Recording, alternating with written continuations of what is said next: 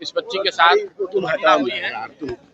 क्या रीजन है, कौन लोग दोषी हैं, ये तो हम लोग नहीं बता सकते हैं, लेकिन ये प्राइमा फेसी दिख रहा है कि पुलिस ने शायद आत्महत्या का केस बताने में जल्दीबाजी की है, क्योंकि कल जो पोस्टमार्टम का रिपोर्ट आया है उसमें ये स्पष्ट लिखा हुआ है, ओपिनियन जो डॉक्टरों ने दिया है कि उस बच्ची के साथ दुर्व्यवहार हुआ है। तो हम लोग की ये ऐसी अपेक्षा है कि पुलिस अब इसको नए सिरे से इसको इन्वेस्टिगेट करेगी, और अगर नहीं करेगी तो हम लोग भी अपनी ओर से जाकर उनसे आग्रह करेंगे, कल आज या कल पीड़ित परिवार के जो लोग हैं उनको हम लोग ले जाकर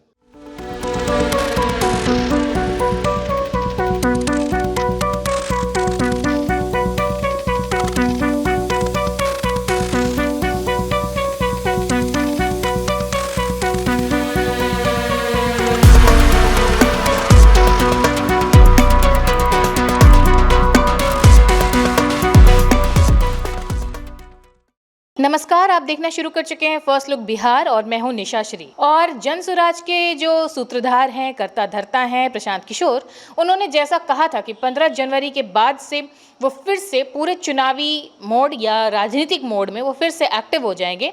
अपने कहे अनुसार, अपने वादे अनुसार 16 जनवरी से वो एक्टिव मोड में देखे जा रहे हैं। इनके एक्टिव मोड का सबसे पहला जो हम आपके सामने खबर लाने जा रहे हैं वो है पटना से।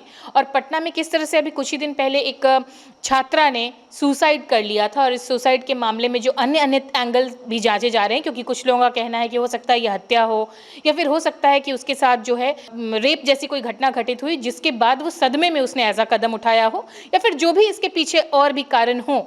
इस पूरे मुद्दे को लेकर प्रशांत किशोर आंदोलन के मोड में आ गए हैं, और इस आंदोलन के मोड में वो पहुंच गए उस कॉलेज में जहां पे इस छात्रा ने इस तरह आत्महत्या की खबर आई थी। जनसुराज के सूत्रधार प्रशांत किशोर पटना के एक गर्ल्स हॉस्टल में मेडिकल परीक्षा की तैयारी कर रही जहानाबाद की छात्रा की संदिग्ध मौत के बाद परिजनों से मिलने उनके गांव पहुंचे। छात्रा की मौत में पुलिस की कार्रवाई पर सवाल उठ रहे हैं। परिजनों का आरोप है कि लड़की के साथ रेप भी हुआ है। पोस्टमार्टम रिपोर्ट आने के बाद रेप की आशंका से इनकार नहीं किया जा रहा।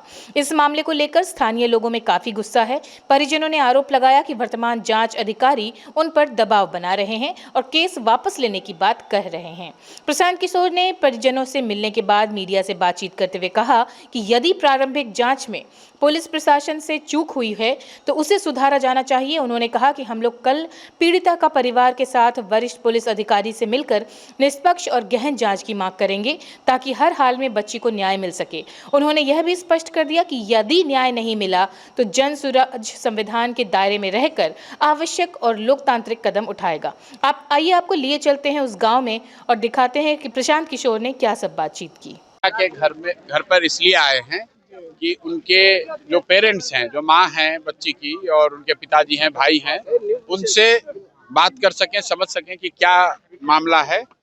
जो बात समझ में आ रही है कि इस बच्ची के साथ घटना हुई है, क्या रीजन है, कौन लोग दोषी हैं, ये तो हम लोग नहीं बता सकते हैं, लेकिन ये प्राइमा फेसी दिख रहा है कि पुलिस ने शायद आत्महत्या का केस बताने में जल्दीबाजी की है, क्योंकि कल जो पोस्टमार्टम का रिपोर्ट आया है उसमें ये स्पष्ट लिखा हुआ है, ओपिनियन जो डॉक्टरों ने दिया है कि उस बच्ची के साथ दुर्व्यवहार हुआ है।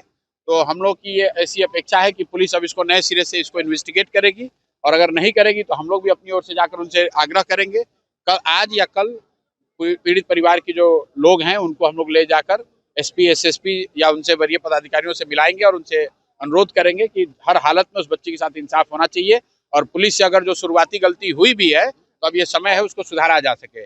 आप मीडिया के साथी हैं, आपके माध्यम से एक बात जरूर कहेंगे कि परिवार के लोगों ने ये कहा कि उन पर अभी जो वहाँ पर इन्वेस्टिगेटिंग अफसर हैं, एसएचओ हैं, थानेदार, जो लोग भी हैं, वो दबाव बना रहे हैं, उनको हतोत्साहित कर रहे हैं, उनको ये बता रहे हैं कि इसमें न्याय नहीं मिल सकता है, इसमें 10, 20, 15 बरस लग सकता है, आप लोग पैसा वैसा लेकर इसको रफा दफा कीजिए। तो मुझे लग रहा है कि ये सिरे से गैर कानूनी है। जो इन्वेस्टिगेटिंग अफसर है उसको ये नहीं कहना चाहिए। तो इस बात की भी शिकायत वहाँ के वरीय पदाधिकारियों से की जाएगी। परिजनों का मुख्य मांग क्या था आपसे? परिजनों ने मुख्य रूप से आपसे परिजनों ने, खासकर उनकी माताजी ने एक ही बात कही कि हमारा जो नुकसान होना है, बच्ची हमारी चली गई, अब हर हालत में उसके साथ इंसाफ होना चाहिए। जिन लोगों को भी, जो लोग भी दोषी हैं, उन पर सख्त से सख्त कार्रवाई होनी चाहिए। प्रशांत सर, पुलिस और उनकी माँ जो है, मैं ये आपको बताना चाह रहा हूँ कि बहुत हिम्मत वाली महिला है, और उन्होंने जो बताया, जो मैंने सुना, आपको बता रहा हूँ, उन्होंने कहा है कि चाहे कुछ भी हो जाए मैं लड़ना चाहती हूँ,